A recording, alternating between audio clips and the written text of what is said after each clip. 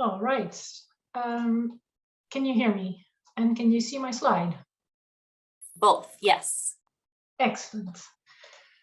All right. I would like to talk about getting to a more effective form of pandemic prevention.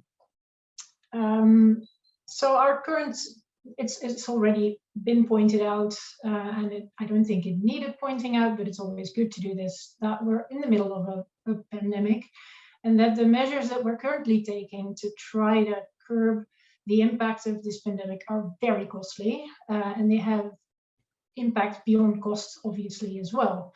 And I'm very happy to be following Dr. Ferguson's presentation, because he's already pointed out that current measures very often rely on genomic innovations that have already been made. So to be very honest, I've been cheeky and I decided not so much to focus on genomic innovation, but take a trip down One Health lane a bit more. And I would argue that we need a bit more than genomic innovation to prevent the next pandemic, because to make a real difference and to really not end up in a similar situation again, we will need preventive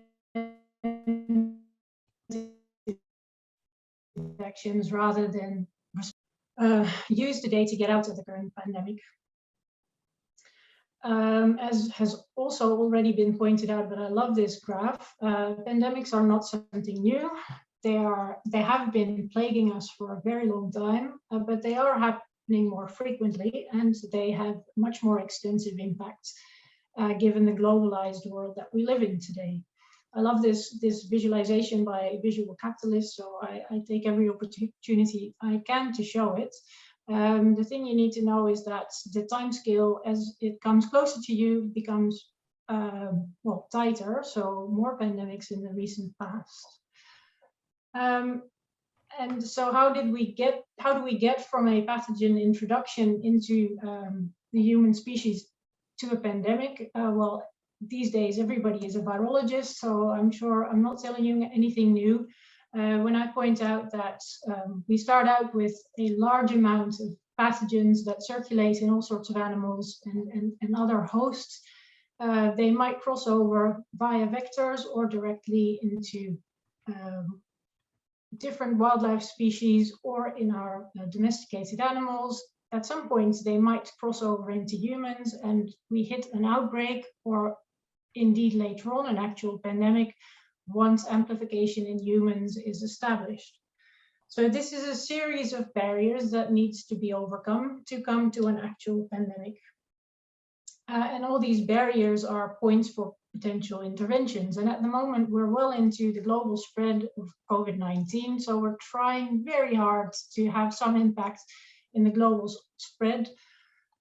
But it probably doesn't need a lot of thinking to realize that it's easier and cheaper to prevent things getting out of hand if you intervene a bit earlier on. So maybe when exposure is just in animals, or when animals are showing signs and symptoms but haven't transmitted to humans yet. And this nice upward line shows the costs that are involved with controlling an outbreak. So if we think about the pandemic crisis management cycle that is typically divided up into the stage of prevention, preparedness, response, and recovery and learning, we're currently for COVID-19 in the response phase. And I would like to focus on prevention, as I said. And prevention happens much earlier on, and typically at or around the time of spillover. And of course, I'm not naive. I'm not here to argue that spillover is something that we can prevent altogether, but we can make sure that it doesn't happen as often.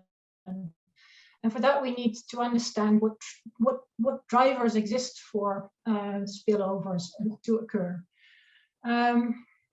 And all these drivers the concept of these drivers are well recognized, but to be honest, they're quite poorly understood.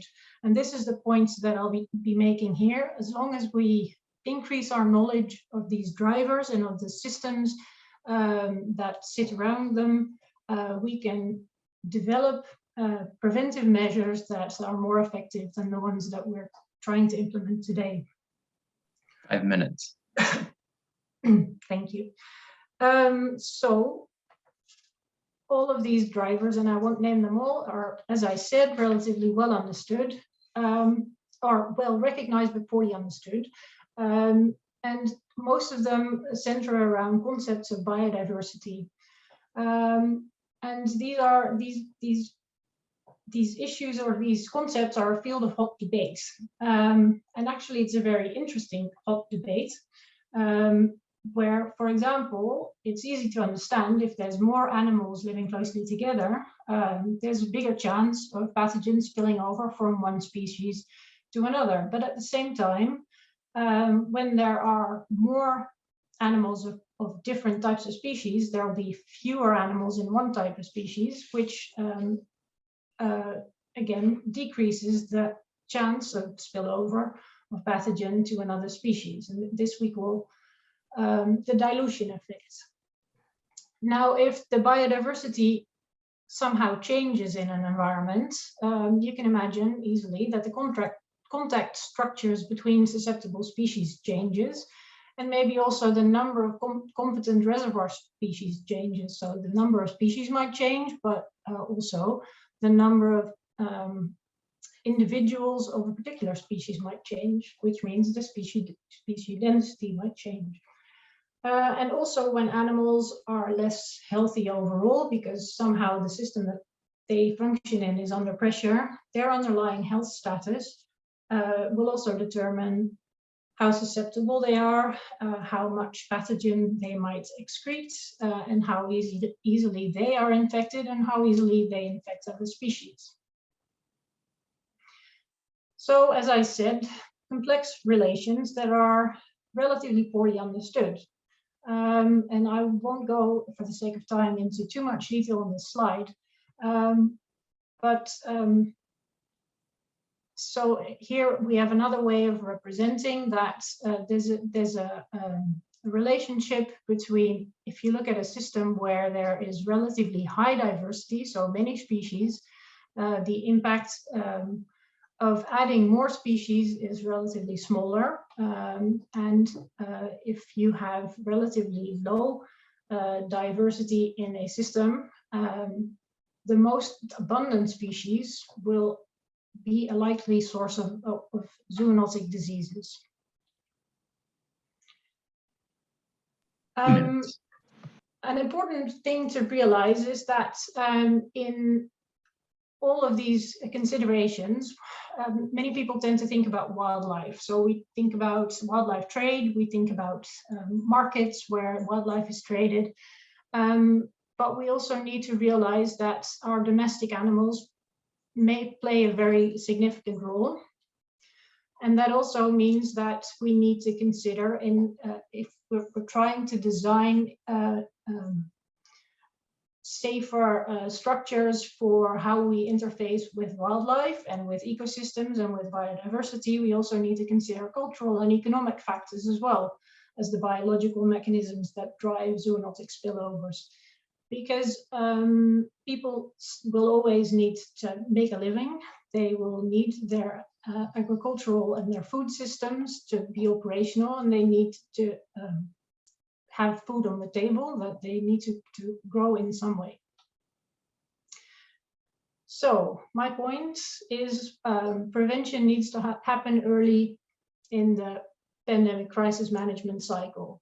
And to be able to do that, we first of all need to understand the complex systems and the dynamics that drive these complex systems at not only a molecular and disease level, but also at an ecological level, at a social level, at a cultural level, and an economic level.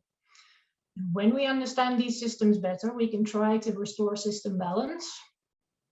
And indeed, we do need genomic innovations to be able to measure the effectiveness of our measures. We need to understand where the hotspots of spillover are, and we need to be able to design cost-effective surveillance and monitoring systems using smart innovations, and we need to know what pathogens to look for. So summarizing, better prevention of pandemics begins as early as possible in the cycle. It requires investments and actions at a stage where no crisis exists yet. So Ritwik also already mentioned, this is the question of who will pay and why. It can only work with full buy-in from all stakeholders. So if you say you can't have your smallholder farm in this particular place, you will need to offer up a good reason and also alternatives. And better prevention does indeed require genomic knowledge as a critical tool, but not as a solution in itself.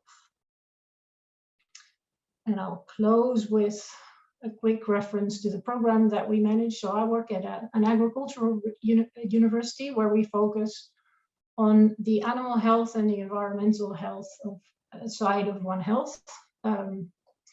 So indeed, we do try to look at the global agri-food system in relation to ecology to make sure that we try to contribute to preventing the next pandemic. Thank you.